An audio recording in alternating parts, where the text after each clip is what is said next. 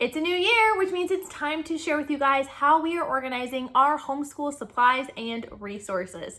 We are a family that does not homeschool just at the table or at desks. We homeschool on the couch and outside and in the car. Sometimes my kids homeschool in their rooms. So we are in a lot of different places, and that requires a lot of flexibility with how we store our things. We don't have a dedicated room. Rather, we just have one wall in our breakfast nook that we kind of have up several shelves for, and then we have other things scattered throughout the house. So today I'm going to take you with me on a little tour of those areas and how we have those things organized, in hopes that it might help you guys as you set up your homeschool space for this next year. So let's get started. So first up, next to my chair and my window is sort of my rolling cart for our group subjects. So I have these magazine file organizers on top, and then I have one that's dedicated to all of our history. So it has all of our biblioplan.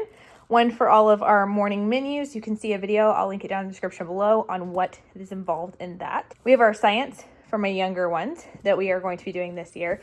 And then I have a teen devotional that I'm going through with my teens in the morning.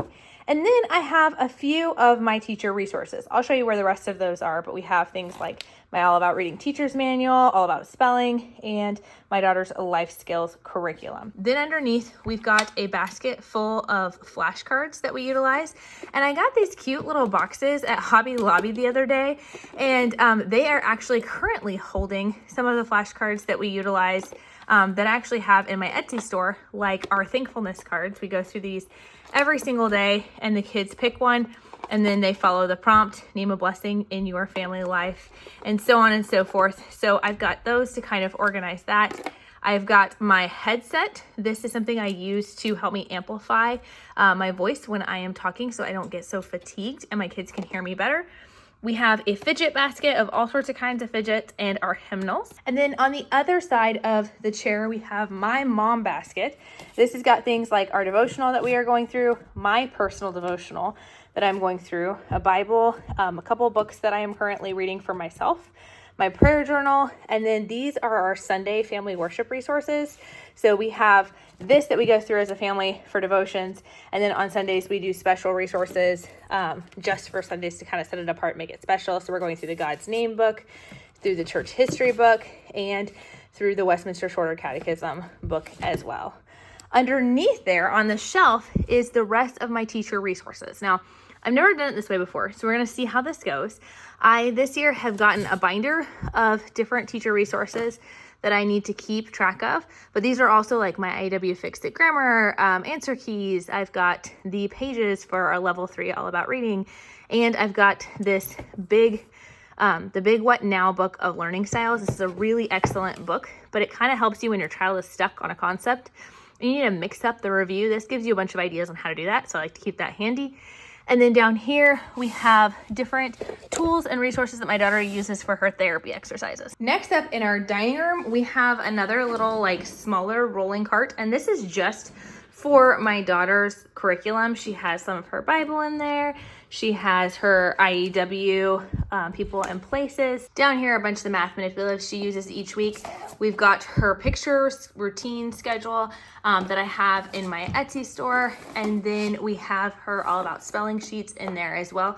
This kind of just allows us to roll it back and forth between the dining room table and in the living room as needed. And then that brings us to kind of our larger homeschool space. I'm going to walk you through what this looks like. But again, this is just a wall within my kitchen / breakfast nook that we kind of commandeered for school. So on the top, we have our homeschool portfolios from previous homeschool years, and then this one will be our homeschool portfolio for this next year. Okay, so on the top is sort of our miscellaneous section. These are resources that I need access to on a regular basis, but we don't need them every single day.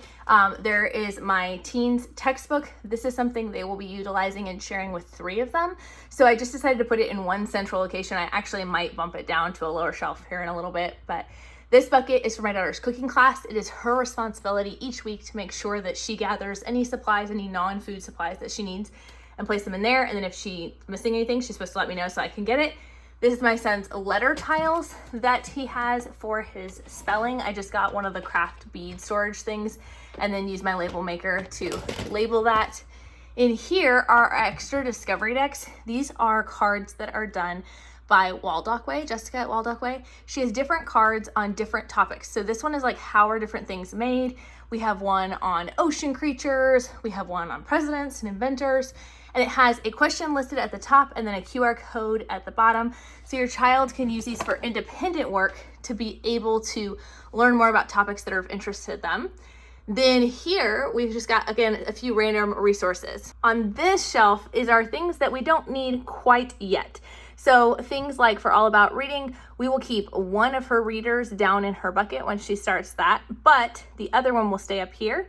Once she finishes alpha, then we've got all of her beta stuff right here. I just didn't want things in long-term storage that I was going to need in this school year. So that's kind of our holding area. This is a bucket that is for our science resources. So I only have a few in here right now. That's because the other ones are downstairs and I need to add those in. And then I've got 2 buckets for buffer because there's always something that at the beginning of the school year that I don't account for. And then I realize I need storage for. So I just kind of have those as placeholders.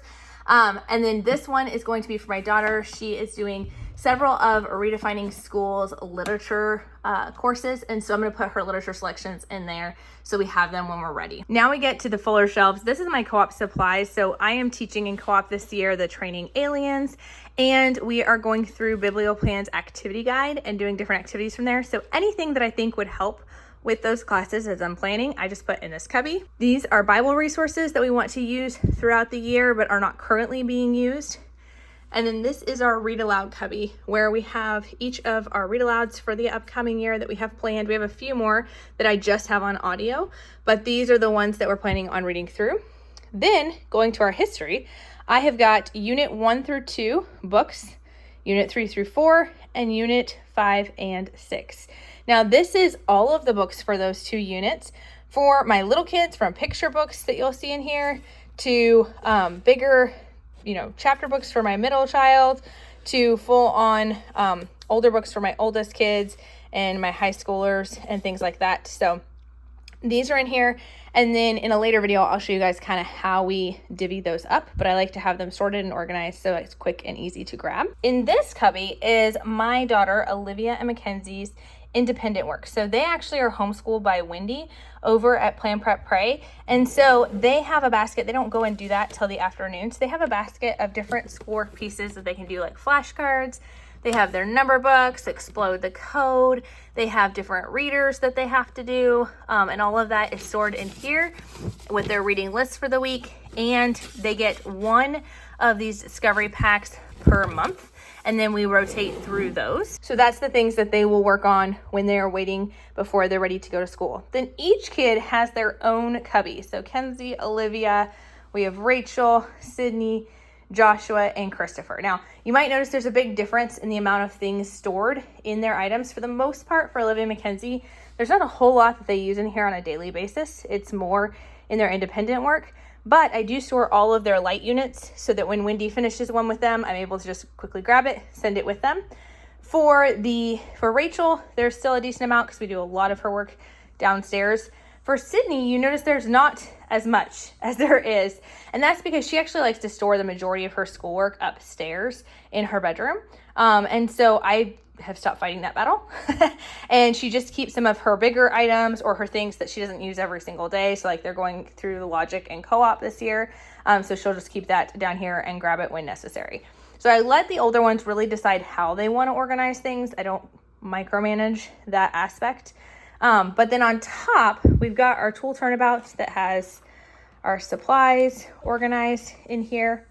We have our turn-in basket. So this is anything mom needs to grade or look over. They know they can put it in there and I will handle that. We've got our abacus and then our TV. This is where a lot of times we'll watch World Watch in the morning or YouTube videos. Down here in these baskets, this had a big change this year because I have always had preschoolers and kindergartners, little ones, and I don't have that anymore. My youngest is in first grade. So these labels are not correct. I need to switch them out, but I do have things like coloring books in there. I have some craft kits in here that the girls have gotten. I just took them out of the boxes that they came in and put them in Ziploc bags so that they can access those during school. For Rachel, she's doing Matthew C, and so she has her blocks here that she can easily pull out. We've got educational board games in one, musical instruments and like GeoCubes in another. We've got some other activities for my little ones. And then finally, again, some more educational games. So just things that are like school only toys kind of go in there, and same along the bottom. We've got wipe clean books. We've got puzzles all along here. They love floor puzzles. So we have several from Genius Games, and then Melissa and Doug puzzles as well. Last but not least, we have my closet in the hall that has a lot of our school supplies in it. So in previous years, we've had resources and curriculum stored in here, but I've learned that over time, that the more that I have things out of sight, the more I just completely forget that they exist. So I decided this year we're just making this kind of stock up supply. So if anyone needs extra notebooks, we've got some graph paper in here, extra pens, crayons, coloring pencils. These are the science kits that we get from Nature's Workshop Plus. So I'm waiting for my older kids' physical science kit to come in, and then we will transfer it over here so it's easy for them to grab and take their science on the go. We've got extra binders and notebook paper. We've got extra, it just has all sorts of kind of supplies up in there. Down here on this bottom shelf where it's most accessible, I've got things like the dots, the paint dot, got the paint dots, watercolor paints. These are fun little letter writing kits for my girls so that they can write letters to their cousins. We've got Play-Doh, and then we've got like your normal pencil boxes of crayons, color pencils, that kind of thing. Honestly, figuring out this year's school setup was quite challenging for me, and part of that was just having to recognize we are in a different season of life. We don't have those little kids. So I went through and decluttered a lot of the fun toys that we've had for the school day that I've had for years, and it was so hard to let go of them, but I was able to pass them on to other homeschool families and bless them and find more age appropriate toys and activities that I could have that are saved just for school for my little ones to get into when needed. We also had to get more creative when it came to allowing kids to kind of split up their stuff where they wanted it. I really want to make sure, like in middle school and high school, that we give a lot of autonomy when it comes to how they organize things and making sure it works best for them and their personal learning style. So I hope you guys found this helpful. If you want to learn more about what curriculums we're using this year, check out this video here and be sure to subscribe because I will be having my What's in Our Morning menus coming up very soon.